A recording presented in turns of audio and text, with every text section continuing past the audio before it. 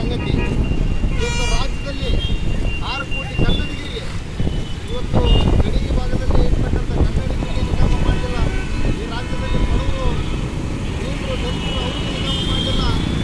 ಆದರೆ ವೋಟ್ ಬ್ಯಾಂಕಿಗೋಸ್ಕರ ಆ ಮರಾಠಿಗೆ ನಾವು ಪ್ರಾಧಿಕಾರ ಮಾಡ್ತೀವಿ, ಉದ್ಧಾರ ಮಾಡ್ತೀವಿ ಅಂತೇಳಿ ಏನು ಹೊರಟಿದೆ ಸರ್ಕಾರ, ಬಹುಶಃ ಈ ಸರ್ಕಾರಕ್ಕೆ ಇಲ್ಲ. ಈ ಸರ್ಕಾರಕ್ಕೆ ಆ ಮರಾಠಿಗರು ಆ ಬೆಳಗಾವಿಯಲ್ಲಿ ಈ ಕನ್ನಡ ರಾಜ್ಯೋತ್ಸವ ಆಚರಣೆ ಮಾಡಬೇಕಾದ್ರೆ ಅಲ್ಲಿ ಕಪ್ಪು ದಿನ ಅಂತೇಳಿ ಆಚರಣೆ ಮಾಡ್ತಾರೆ. ಅಂಥ ಮರಾಠಿಗರಿಗೆ, ಅಂಥ ಒಂದು ಆ ಕನ್ನಡ ವಿರೋಧಿಗಳಿಗೆ ನಾವು ಉದ್ಧಾರ ಮಾಡ್ತೀನಿ ಅಂತೇಳಿ ಹೊರಟಿದ್ದೀರಲ್ಲ ಮಾನ್ಯ ಮುಖ್ಯಮಂತ್ರಿಗಳೇ, ಏನು ನಿಮ್ಮ ನೈತಿಕತೆ ಇದೆಯಾ? ನಾವು ಯಾವಾಗ ಮಾತಾಡಿದ್ರು ಕನ್ನಡಿಗ ನಾನು, ರೈತ ನಾನು ಅಂತೇಳಿ ನೀವು ಕನ್ನಡ ದ್ರೋಹಿಗಳಿಗೆ 56 ಕೋಟಿ ಕೊಟ್ಟು ಅವ್ರು ಉದ್ಧಾರ ಮಾಡ್ಬೇಕಂತ ಹೊರಟಿದ್ರಿ.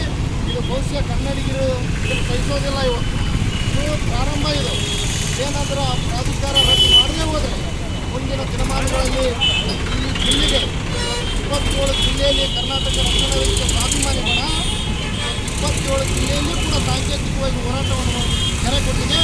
ಮುಂದಿನ ದಿನಮಾನಗಳಲ್ಲಿ ಏನಾದರೂ ಈ ಪ್ರಾಧಿಕಾರ ರದ್ದು ಮಾಡದೇ ಹೋದರೆ ಕೊಪ್ಪಳ ಜಿಲ್ಲೆಗೆ ಸರ್ಕಾರ ಯಾರೇ ಬಂದರೂ ಕೂಡ